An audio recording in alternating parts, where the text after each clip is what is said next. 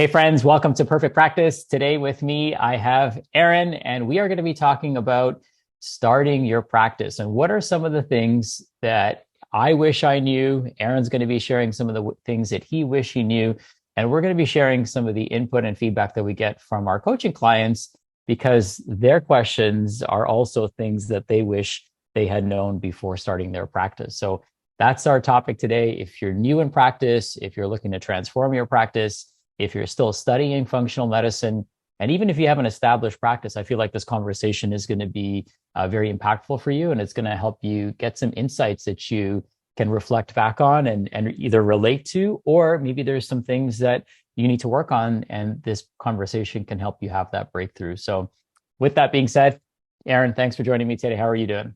I'm doing excellent. I have people installing gutters outside, but that's the show must go on.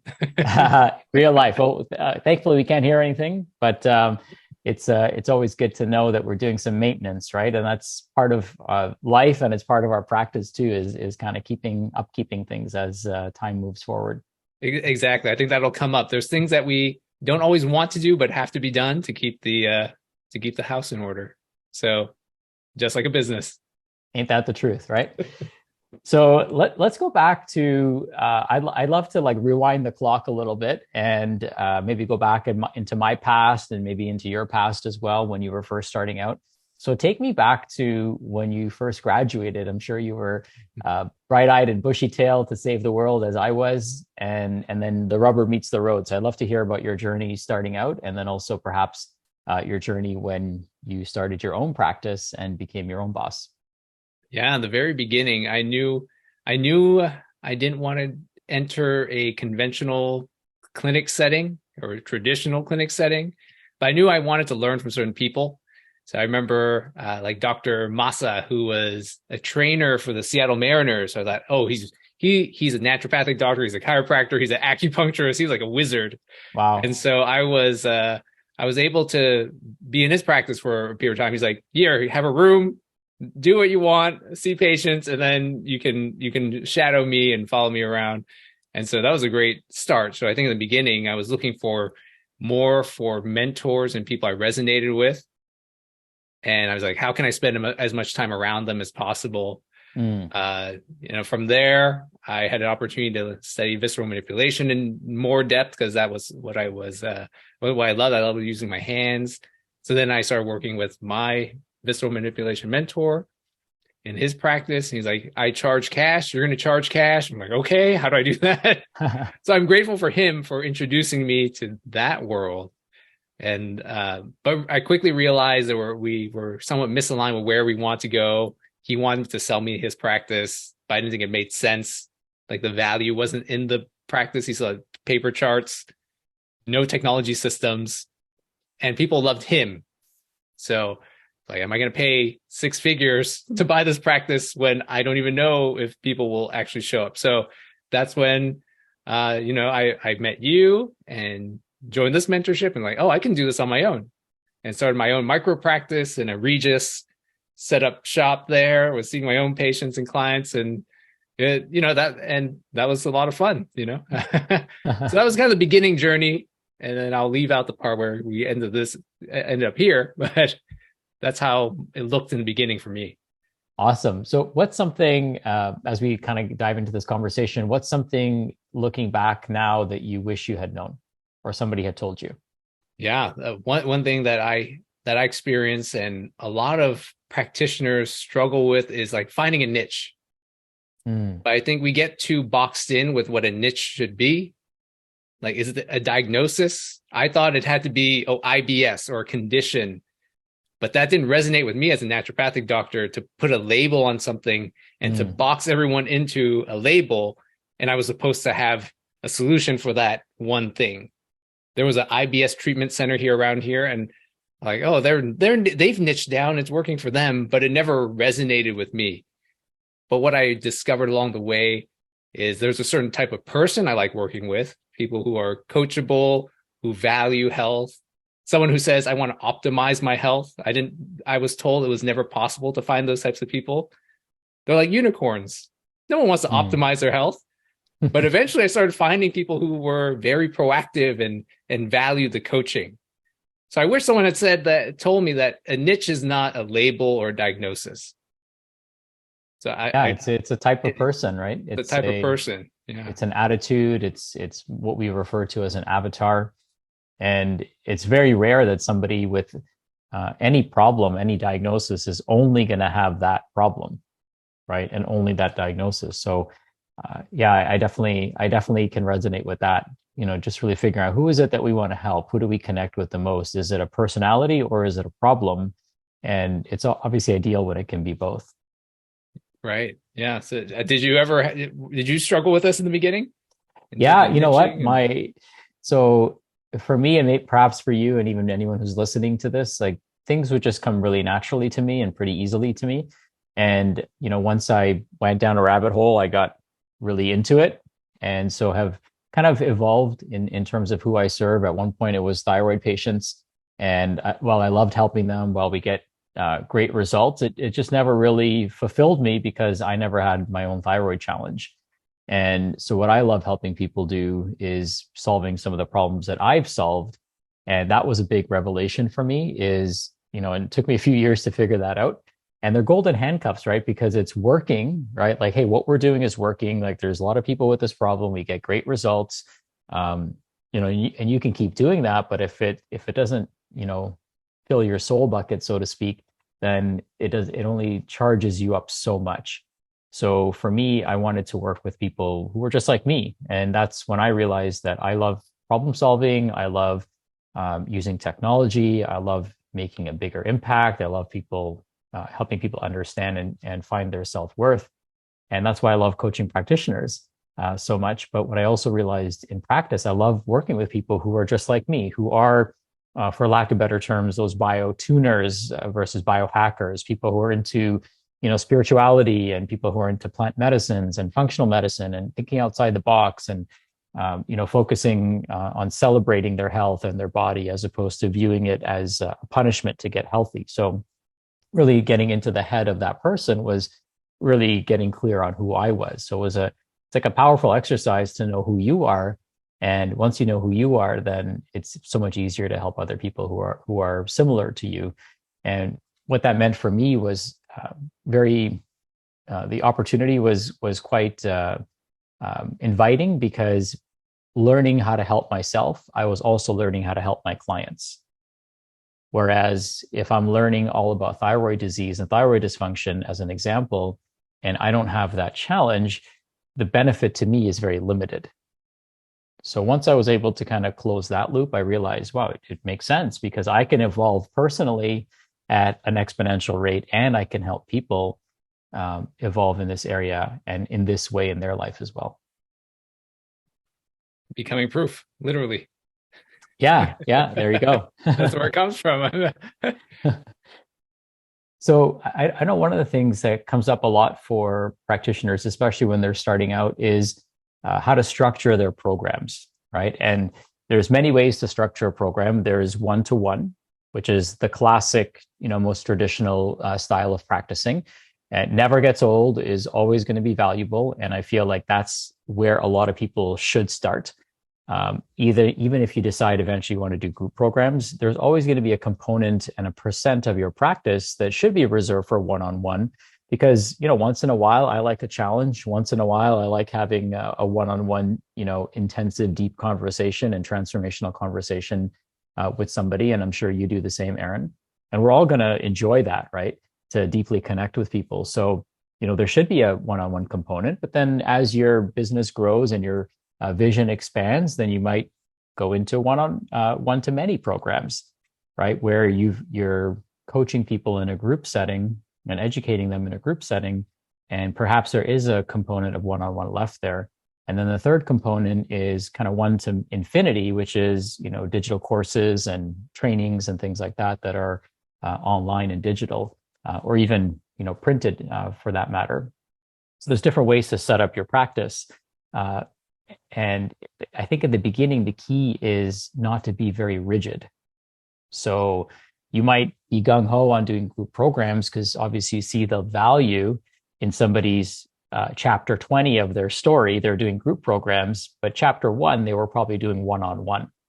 And the skills they acquired doing things one-on-one allowed them to be more comfortable and better and fill those group programs as well, right? So it's like you can't skip steps is, I think, important for people to realize, but you want to remain flexible as well. So if there's enough of a demand to fill a group, then fill that group. But if there isn't, then start with one-on-one, and also be flexible.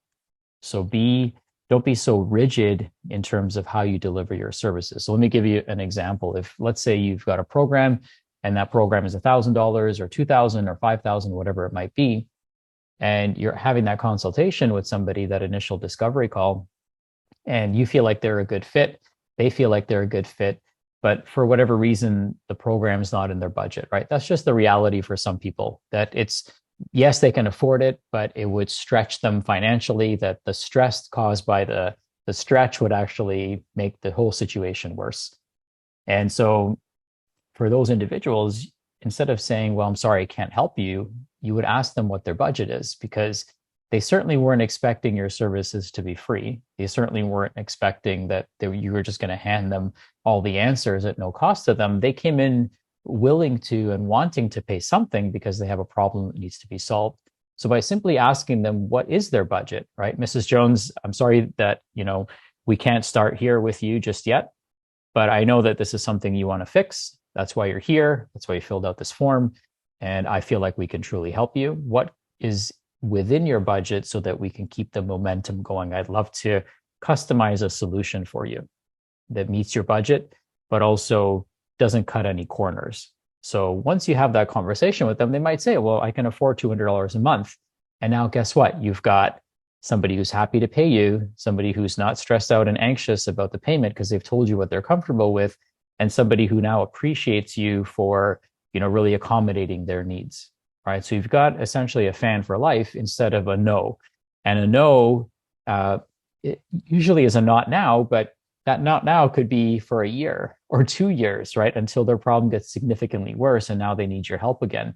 But if you were to start them and meet them where they are, then all roads lead to yes. So, I did that when I started out. I had that flexibility and really wanted to help each and every single person. So I accommodated based on those needs. Fortunately, it wasn't very often that I had to do that, but I never let anyone walk out the door without being of some level of value to them.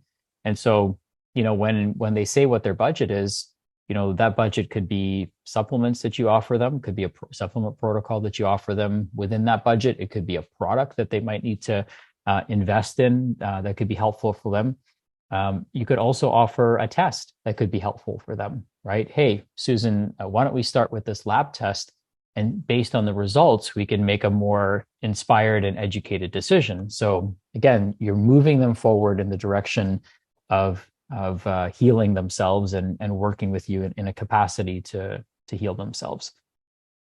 Anything you'd want to add to that? Yeah, I was going to say, I wish I'd known that in the beginning. Yeah. But eventually I realized that was an option. I was like, oh, if someone doesn't want to do a full program, hey, let's do an initial consult and like a review of findings. Like, yep. let's see what value I can provide there. And I think it's the same with pricing. There's a misconception that you have to have your prices and they're set in stone forever.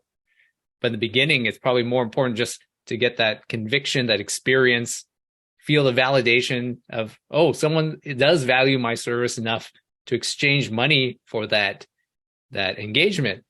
Yep. So whether it's $100 in the beginning, it almost kind of doesn't matter because you can always adjust your rates to what's fair as we grow.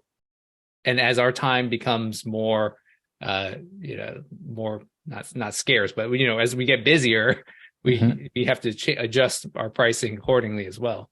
Based on absolutely. And that's the other thing too, is I think it's important that you meet people where they are, right? So that you're of value to that person, because when you help that person, it's going to open up the door to more referrals. It's going to open up the door to them, upgrading their level of service with you. It's going to open up to them bringing perhaps their family members in, right? So there's lots of upside once you get that energy moving through your business.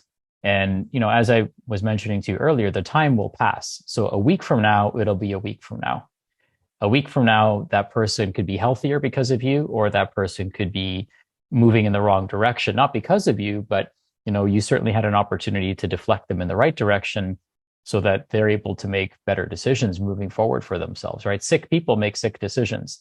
Sick people who are tired and exhausted can't even see themselves going up that mountain, right? It's not even in their reality. So what if you could start them with a simple protocol that gets them feeling better? So now they have more clarity in their thinking and actually have the energy to take that plunge and be like, oh my God, I can do this. I already feel motivated and inspired to do this. So to me, I think that we do ourselves and we do our clients a huge disservice by, only giving them the most narrowest and fewest options possible. It's our obligation and our responsibility to really, be flexible to their needs, especially in the early stages of our practice. And none of us own a franchise. So it's not like, the franchising company is going to come down on you and reprimand you. This is your business. You can be creative, you can have fun, and you could decide that you want to help every person that walks in the door, no matter how big or how small that investment is on their part.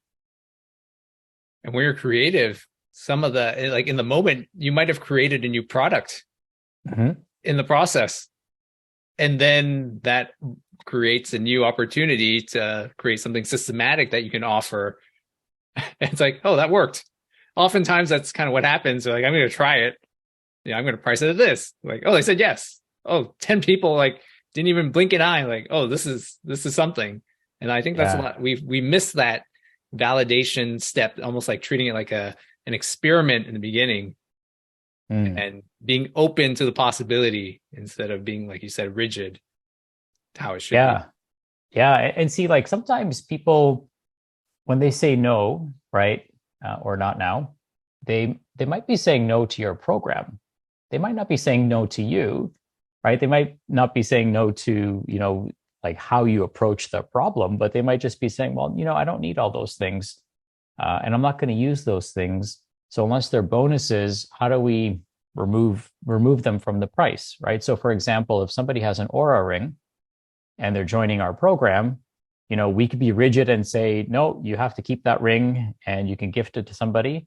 Or we could say, hey, we can give you a credit for the amount that it would cost us to have that Aura ring sent out to you. And you could be flexible and you can be accommodating, right? And how you approach that is totally up to you. Now, you might not be giving out an Aura ring, but maybe if you want to cut expenses or fixed costs on your program, instead of mailing all the materials that you would normally send a client, perhaps instead you only mail them the digital files, and then you give them a list of things that they can purchase on their own, right? That they can invest on their own whenever they're ready to. Like, we give out a scale, we give out an eye mask, we give out lavender oil, we give out mouth tape, right? So if we make our program digital and only send the digital files to them and then cut out the physical goods that we ship to them, then they could buy those on their own, right? We can send them a list and they can purchase them whenever they're ready to. So you can get creative and lower your costs, but then also substantially lower the investment for your clients so that, again, you just get that yes, you keep moving them forward. And as long as you can be of value to them, right? So I think it's very clear, if you know myself and Aron and our practice, like we're never saying to say yes to somebody you can't help, right? If you can help that person, then you have a responsibility to them. Because chances are, like, they don't know anyone else who can help them. That's why they're there, right? If they had met someone who could have helped them, they probably wouldn't be in your practice right now. So we do have that responsibility to help them. Yeah. And especially once you start putting yourself out there, you're going to get calls from people who have from everywhere who may not know that you have a program, but they're just like, oh, this person might be able to help me. Or like their perspective is different. And yeah, I totally agree. You get DMs and phone calls from all over the place. They're like, how did you find me? Like, on the internet. So like another thing that comes up often with regards to, when you're just starting out and engaging with people is the discovery call. So the discovery call for us, we refer to that as as almost like a test drive, if you will, right? So it's not a health consultation. We're not developing a plan or diagnosing somebody. We're determining through that discovery process and call if they're a good fit, right? And that's super important for all of us to acknowledge, is like, who actually can we hit a home run with? We have an obligation to them that we can hit a home run, an obligation to our practice because we want more referrals that we can hit a home run, and an obligation to ourselves because frankly, I like building up my own self reputation and self-worth, right, by getting great results. So I can't help everybody, and we have to be selective with who we do choose to work with. But if we do choose to work with somebody, then the question is, okay, are we offering a free versus a paid discovery call? And I'll I'd love to hear your experience with this, Aron, and I'll tell you that we've kind of oscillated back and forth.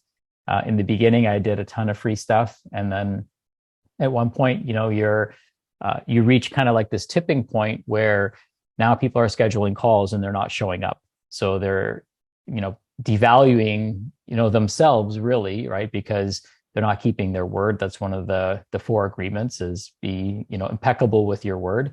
So they're violating that agreement, but it's coming at the expense of your time and energy, and you're setting aside that time. And eventually your time becomes valuable that it's hard for you to just give it away. So then you start charging for it. And then that creates it certainly doesn't lubricate the slide for people. It creates a bit of friction, and you can justify the friction because you don't want to waste your time, or you only want people who are really serious and committed to join the program. But, one of the things that we recently discovered, just actually the other day on a webinar, is we completely greased the slide for people. So we said that we're going to do a complimentary discovery call, okay, to see if you're the right fit. It's half an hour. Deepa's doing this.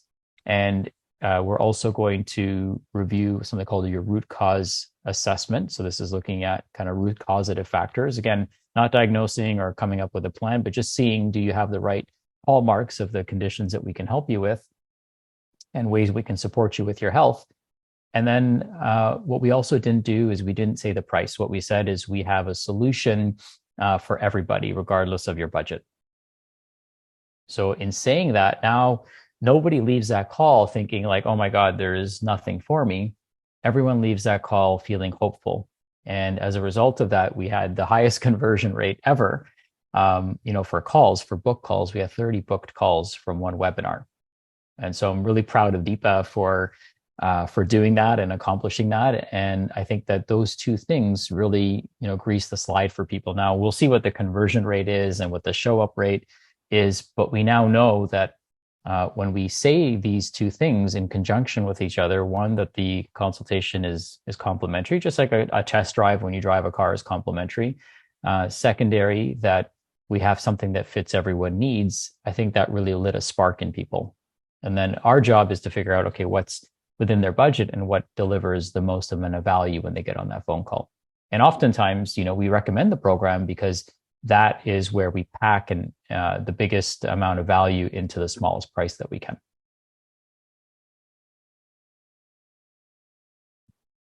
And so it becomes a test bed. When we're thinking about discovery calls, do you do them free? How long do you do them free? Do you charge for them? I believe that once you test something, like you created this, you greased the slide, so to speak, and you book 30 calls, then the intention behind the business is like, hey, we want to help we want to help people as much as we can. Mm-hmm. Let's say after these 30 calls, Deepa's like, 15 people didn't show up, or 20 people didn't show up. Like, we grease the slides too much. And that's where we can be intentional about where we introduce intentional friction. Mm-hmm. Maybe it's like an application or a questionnaire. If are they willing to fill out a questionnaire before they get on the call? Right. I had a friend text me over the weekend, and he's like, hey, dude, I have trouble. I want to prevent diabetes. Like, what's going on? Is it a general question or this is a specific question? And he sent me screenshots of his Dexcom continuous glucose monitor. I was like, okay, we're getting into like diagnostic mode. It's like, hey, like this is best taken care of with a consult. Yeah. And so me being clear in my mind, the intention of the discovery call and having an option, that helps me. Like having a game plan. Like, is this a discovery call free situation where I can connect some dots, but I'm not going to be coming up with a treatment plan or interpreting someone's labs. Like in my mind, that requires like a consult, a professional working agreement. Right. And so in the beginning, I would just get in calls with people, and I'd get tricked into like, not tricked, but I would just kind of go down that rabbit hole. Like, I want to help you go through their labs, start coming up with a treatment plan. But it doesn't, I realize it doesn't do them any good if we haven't agreed to work together to create a partnership. Right. And so I started to know where my boundaries were. I'm like generous with my time very often. I'm happy to do it, but I also want to make sure someone's swimming towards me before I invest my energy. Right. And that becomes I think it comes through experience. You might feel burned a couple times. I never want to come out of an interaction feeling resentful. That's kind of my bar. Like, if I did this, will I feel resentful? If I spent 5 hours interpreting someone's labs for free, would I feel like, oh man, I didn't get anything in return for that? Like, I don't want that feeling ever either. Right. I want to feel good. Yeah, we definitely have to set boundaries, right, for ourselves, and I think with experience we get a sense of who's who's, I shouldn't say worth our time, but where our time is best spent. I think there's different ways that we can help different people, and sometimes it might just be, hey, go watch this video and come back and let me know what you think, or listen to this podcast. So it could be a quick way of helping that person. But yeah, once you're getting into CGMs and screenshots, I'm like, nope. Data analysis, then yeah, that's that's paid work. Yeah. And just because you could do it over the phone, it doesn't make it any less valuable. Right. I had one college professor, he taught, was it qualitative analysis, some economics class. And then he asked for people to like help with the project. And I was like, a couple of us raised our hands. He's like, okay, I want to teach you a lesson. I'm going to pay you $300 for like an hour or two of work. And in college was like, this is huge. Yeah. He's like, and he treated us to dinner. He's like, the lesson here is never undersell your labor. I'm like, oh, and that stuck with me. And he was so generous with it. He was one of the toughest professors I ever had. People didn't like him because he was like straight talker, but I came to appreciate his intention behind it. And that lesson, like never undersell your labor, stuck with me. And I think that's a mistake that happens in the beginning. We feel we don't have the value, or we feel imposter syndrome. So it leads us to be overly accommodating in the beginning. Yeah, one I love that story, and one reframe that I think could be helpful for people is using the plumber as an analogy, right? So people pay a couple $100 to have a plumber come to their house, and imagine if the plumber could fix your toilet virtually without having to come to your house, right? Without having for you to block off half a day at work to wait for him to come or her to come, or without you, being like, oh, like having to even think about, oh, the plumber is coming on this day, and we have to wait until that day for it to be fixed. Imagine that it could be fixed instantly and virtually, right? You'd probably pay a premium for something like that. So why is it that when it comes to our services, which we can help resolve people's issues permanently, in many cases instantly, and virtually, they don't even have to leave their office? I mean, to me, that's actually more valuable, not less valuable. I remember the first time I did a virtual consult. I had at my office, but a patient needed to travel like an hour and a half. I said, hey, why don't we just do this virtually, like on Zoom, or before Zoom was a thing. It's like, oh, this actually helps me a lot. It saves me an hour, like coming here and going back. I'm like, oh, this can work. And it's actually valuable to my patient. Because you forget all the work that comes with working with the practitioner, going to an office, and that whole finding daycare or whatever for their kids. And yeah, you're so right, and we forget how many hoops people have to jump through to get to our office, right? We're just sitting there waiting for them to come, right? They're having to plan dinner around this appointment, or figure out alternate dinner plans. They're having to figure out alternate plans to picking up their kids. They're having to figure out how to adjust the rest of their schedule to accommodate this appointment. And if it's a half-hour appointment, it could be, it could take up an hour and a half or 2 hours of their day for that half an hour with you. So yeah, I think that there's a ton of value that we can add for people, and we want to recognize that, right? Not diminish the value of that, because I feel like that can happen sometimes when we go online. Because it's easy, we devalue it. But people pay for easy, people pay for convenience, right? That they're happy to pay for that. They don't like paying for inconveniences. Right. So like another thing that another way to kind of spin the discovery call, if you are going to charge for it, is you could charge for it and then apply it to the program. So that's one way to create a little bit of friction, but then you're only getting clients and customers who are serious about working with you, because they're willing to make that investment. So if you want to create some friction, that's one way to do it. Apply it to their program. If you want to create even more friction, you don't apply it to their program, right? There's all kinds of ways that we could make that process easier for people, lubricate it for people, or we could add layers. And some of us may need to do that, right? Depending on the level of demand on your time, you may have to have people jump through several hoops before they ever get on a call with you. But until then, right, let's make it easy for people to connect with us. That's a great point. In the beginning, you want to grease the slide and get the numbers up. Mm-hmm. That's what I didn't realize in the beginning. In the beginning, you need that volume, you need to take a lot of swings, right? You're not going to hit a home run your first at bat necessarily. So I think of baseball all the time. The difference between a great baseball player and one who's out of the league in a couple of years is like 0.025, 0.05%, right? Yeah. Someone who's batting 300 versus someone who's batting 250, like they're being paid millions of dollars more for batting 300. Yeah. And so in the beginning, you got to take swings. You can't just get on base, right? Get on base, take a walk, take some pitches.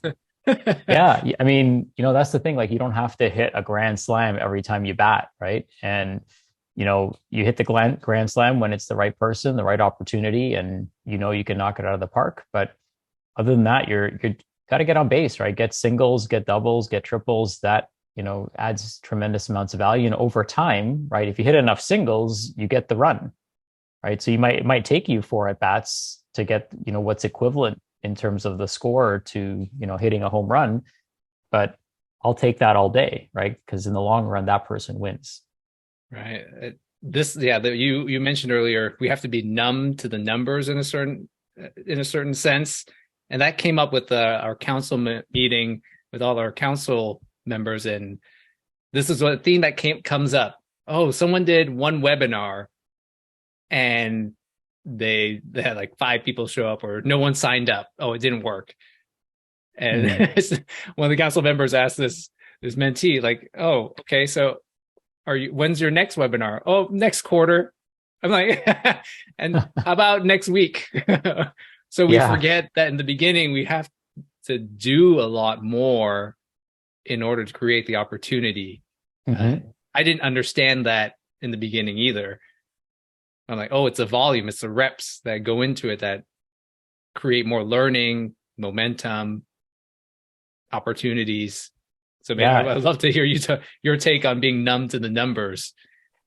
Yeah, so we don't do it for the numbers, right? We do it for the number of lives or the number of lives that are transformed, right? So it's not about the numbers, it's the transformations that take place. And those could be micro transformations or major transformations. And, when no matter how many people are on a call, if there's 5 people on a call or 100 people on the call, the goal is to always leave these people better than you found them, right? How do we leave them better than they found them? Smarter, healthier, happier, more hopeful than when they started this call. Just because they don't sign up with me, it doesn't mean that I didn't accomplish that objective, right? To leave them better.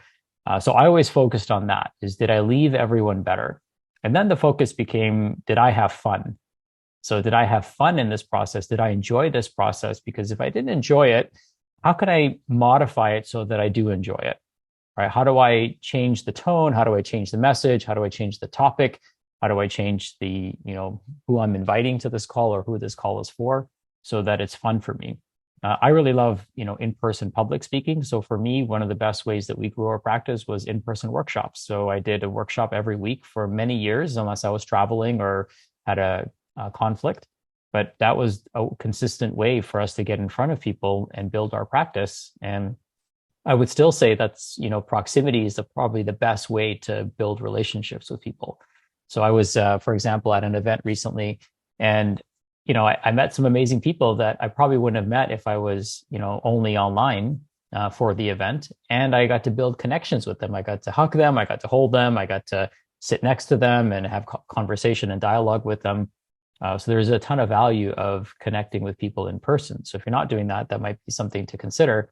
If you don't like webinars, or, if giving a webinar makes you just like nervous and anxious for the entire week, well, find something that gets your message out there that leads to discovery calls that doesn't do that, right? You don't have to put a discovery call on the back of a webinar, right? You're exposing just the tip of the sphere of the people that know about you and what you do to your discovery call. So maybe you put that discovery call further up, not too far up, but somewhere else in your pipeline that can be helpful for people. Like one thing that comes up for me is how can somebody do like a service that they're giving a second opinion, right? Like that's it. Like your whole marketing strategy is, hey, I'd love to offer you a holistic and second opinion to whatever health challenge you're having, and I'm going to offer that to you at no cost, right? Like who wouldn't take you up on that?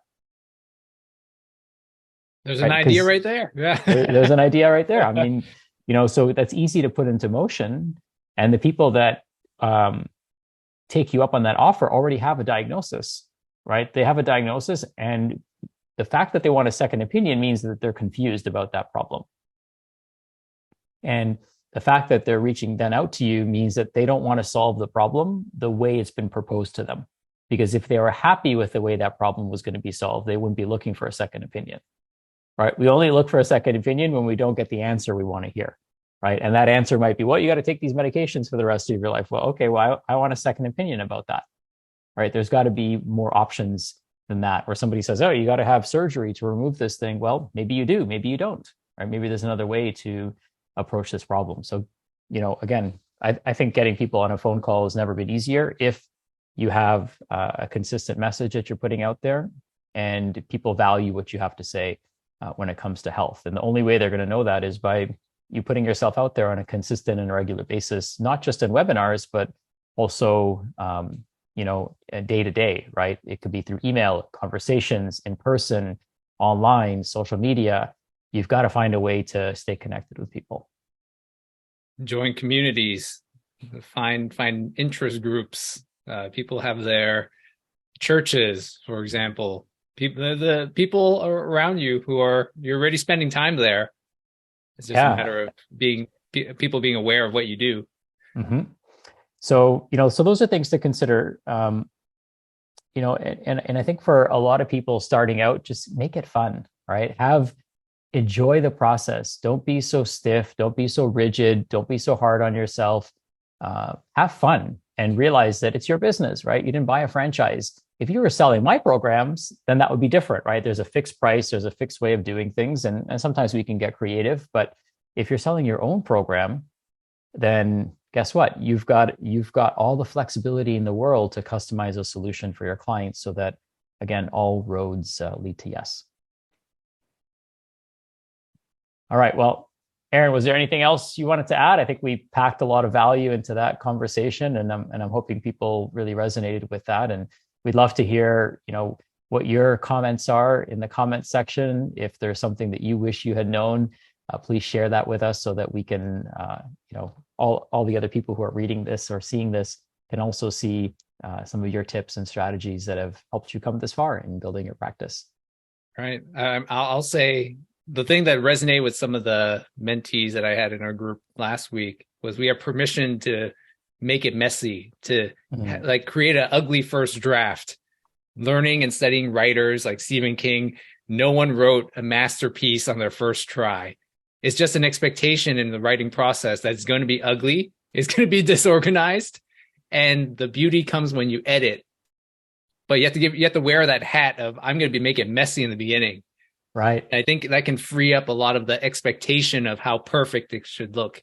So I don't think perfectionism should be a crutch we can lean on. We have permission to have an ugly first draft. And that's Yeah. often what's happening in the beginning. It's like, create the first draft, or you can't edit nothing. I have this big smile on my face because I remember when I got my first website ever made for us, and this was like back in like 2010. And I look at it now, and you couldn't pay me to have that website. But when it first came out, I was like, oh my God, like this is so cool. And it was mine, it was my website. And just know that you're going to evolve over time, right? You're never done. Building your business is never done. Growth is never done. So, be prepared for that. And I love that, uh, you know, let your mess, help you with your messaging, right? And, don't be so caught up in making it perfect because it's never perfect, right? If nothing is perfect, even like the iPhone, when you get it, like every few weeks, you've got to update it because it's not perfect. Right now, cars, like, if you buy a Tesla, they update them because they don't ship them perfect. They're always refining them, improving them. And I think that we have to realize that our business is like that as well. It's kind of like we're in the software business, right? We're able to, create solutions for people and customize solutions for people based on their needs, just like software is. Hardware is very rigid, right? It's hard to move the keys on a keyboard. It's impossible to do that. But software is flexible, it's malleable. And if we view our business through that lens of malleability, just like that tree, when it's very young, it's flexible. That allows us to form and take shape in a way that serves us. So, yeah, I thought this was a great conversation. Aron, thanks for sharing your journey and your insights and your story to get you to where you are today. My pleasure. Thank you, Sachin. It's always fun. Awesome. Well, have a wonderful day, everyone, and we will chat with you soon. Bye for now.